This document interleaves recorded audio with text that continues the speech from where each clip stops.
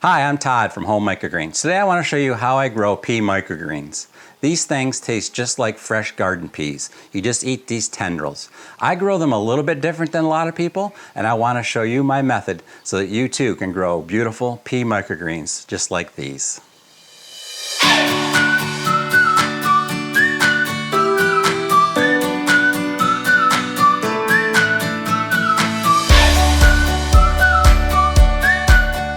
The first step of growing pea microgreens starts actually you can go 6 to 12 hours prior to the time you want to plant them. I just use a little bowl. You can use a glass if you want. You need your bag of peas. If you buy the Home Microgreens kit, the peas come in the exact amount of weight that you need for your trays, and some water that is not chlorinated. So take your glass or your bowl, set it on a table, open up your peas.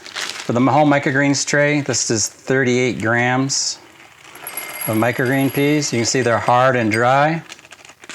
Just pour them into the bowl. Take some water.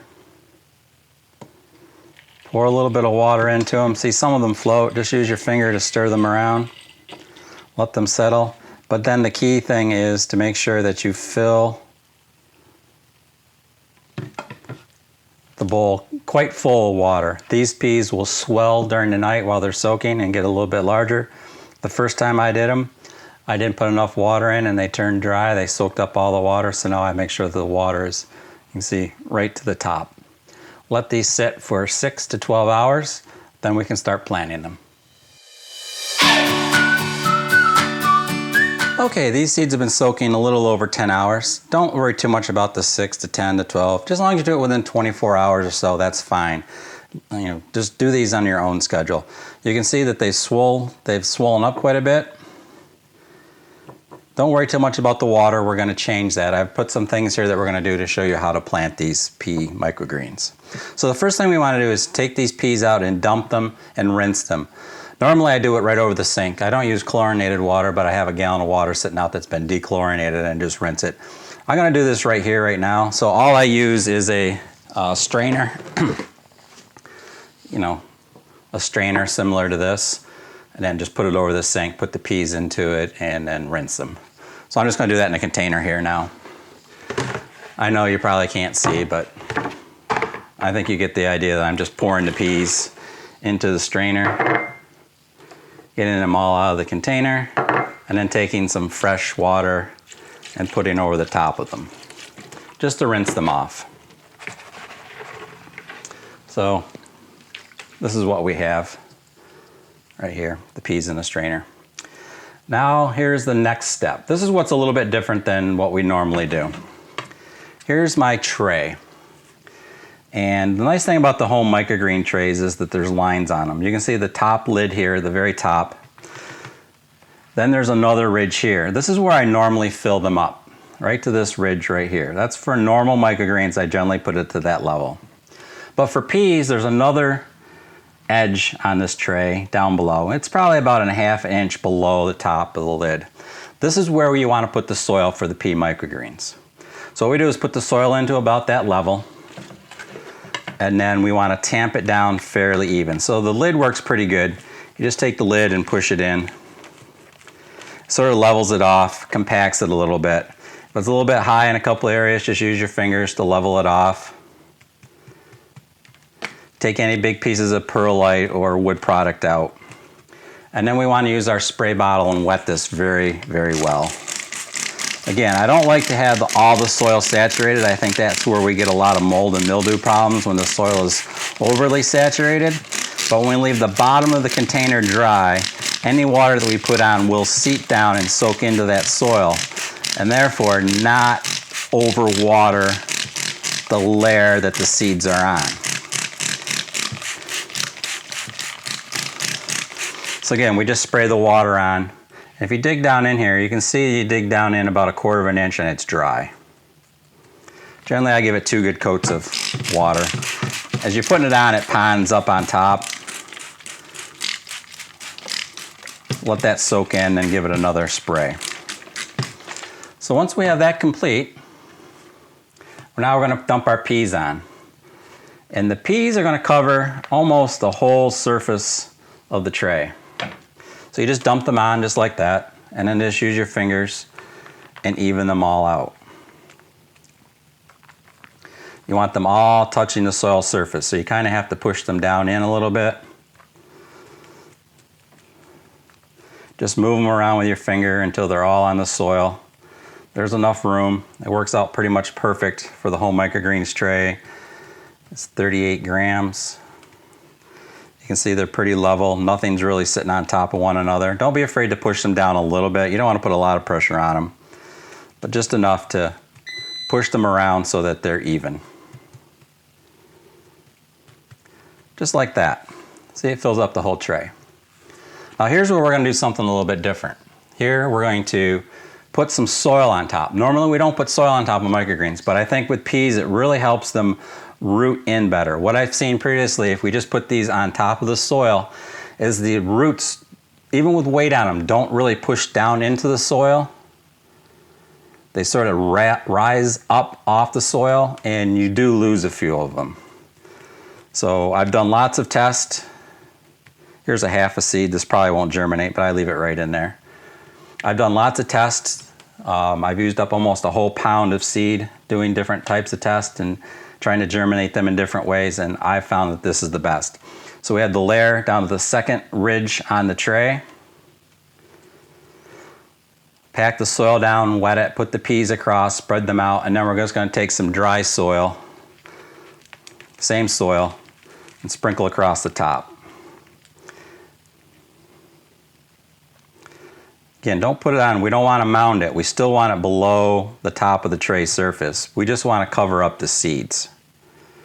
And just use your fingers to spread it out. You can press it down a little bit. That looks pretty good. There's a little pea seed sticking out right there. And then we just take our spray bottle and wet this really well.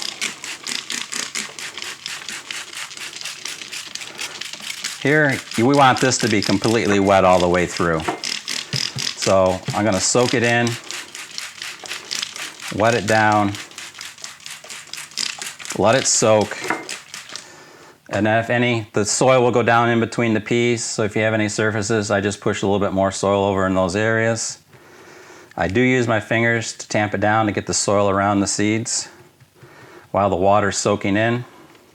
As it's soaking in, or once it's soaked in, I water it again. I'll probably do this about 4 times. I want this top surface to be pretty wet with those peas. So there's the second time. Again, it's looking pretty good. Again, any big pieces of perlite or wood product you see, you can take it out of the way.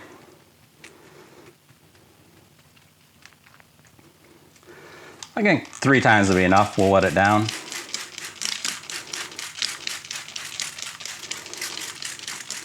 All right, there's the 3rd time. Now what we're going to do is we're going to take it over to where we're going to plant these seeds. And we're going to take a top, and we're going to place it on the top just like this and put some weight on it. So I'm going to show you that next.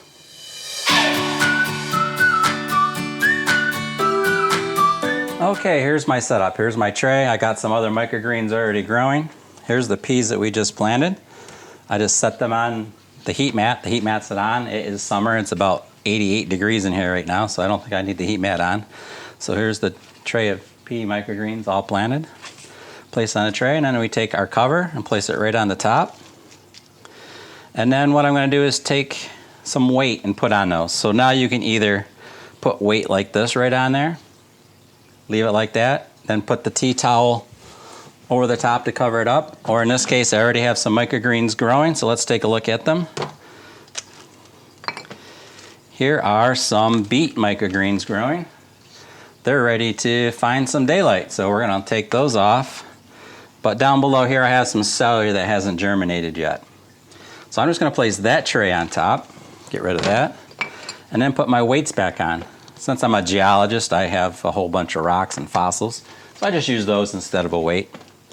So again, we have our peas down here with a plastic cover on it. This is a tray of micro celery, again with a plastic top on it. put some rocks on it, and I'm even going to put this coral on top.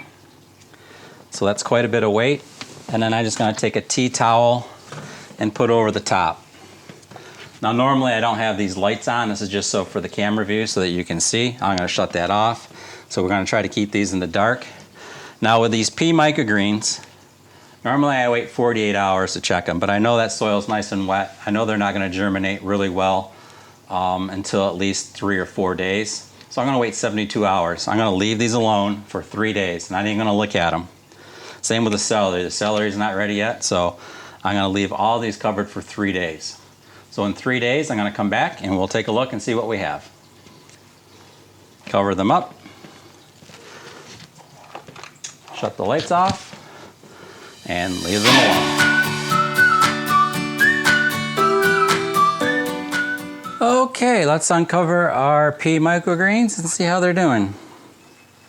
It's been 3 days since these were covered up. Haven't looked at them since. Here's the celery. Celery is really slow growing, but we're more concerned about the peas. You can see that the peas have started to grow. You can see them shooting up on the sides here, and even in here in the middle, you can see that if I move the soil that the seeds are still coming up. I'm still going to leave these. See if you can see that there. I'm still going to leave these covered up for a couple days and we'll check on them again. So I'm just going to cover them back up. The celery hasn't done much. A couple sprouts, that's pretty always slow growing. But I think I'll switch the peas on top of the celery. And again, put the stones back on to add some extra weight and let these peas grow. Again, we'll cover it up with a tea towel and we'll shut the light off and let these germinate some more. Okay, it's day 4. 4 days since we planted these peas. Let's take a look at them. Take the tea towel off, take off the weights. There we go. That's much better. I don't know if you can see that. I'll do a close-up in a little bit. Pretty good germination. Let's check on the celery. Celery still very weak. We're going to take these and put them underneath the light. I'm going to do a close-up and show you what we do next. All right, see we got some pretty good germination here. You can see the peas are growing up through the soil. One's coming out. You see how loose this is? Again, these haven't had any water since. I want to pack this down a little bit. So I'm just going to take the spray bottle and spray these and help settle the soil around the plants coming up. I might do this again tomorrow as they push a little bit more soil up. So these are actually ready to go under the light. So I'm going to leave the lights on. We're going to cover up this celery again. We don't need that top. We'll sterilize that. Cover up that celery. And what I do is just take a tray, put the peas underneath the tray here. I'll pull it back into view. And again, we're just going to spray a little bit of that soil down so that when we go to cut these pea microgreens, it doesn't come into the tray. So to water them, again, I water right in these trays. Right, this is a nice solid tray. These trays, you can see the peas. Maybe you can't. Put them under here. You can see that the peas are growing roots right through the bottom already.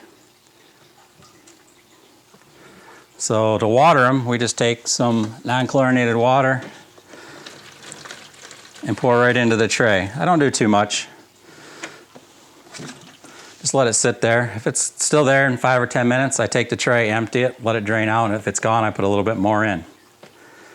That will really get those growing. So from here, we're just going to continually to water them.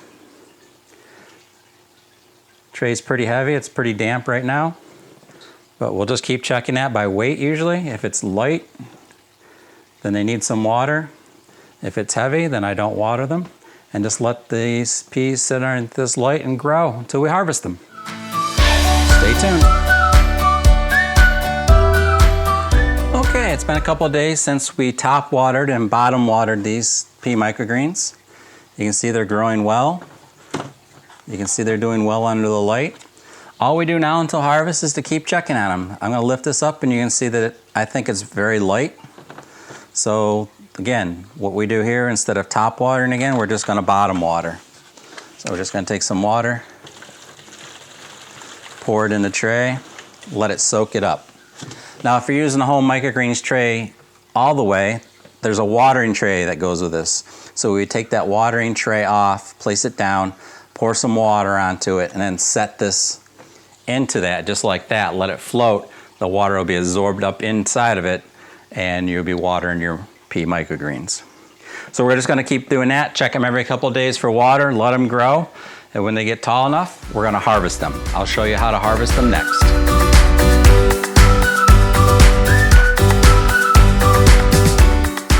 Now that you've grown your pea microsprouts, I want to show you the best way to harvest them. You harvest them a little bit different than other microgreens. The good thing is, you're going to get more than one cutting out of a tray of these pea microgreens.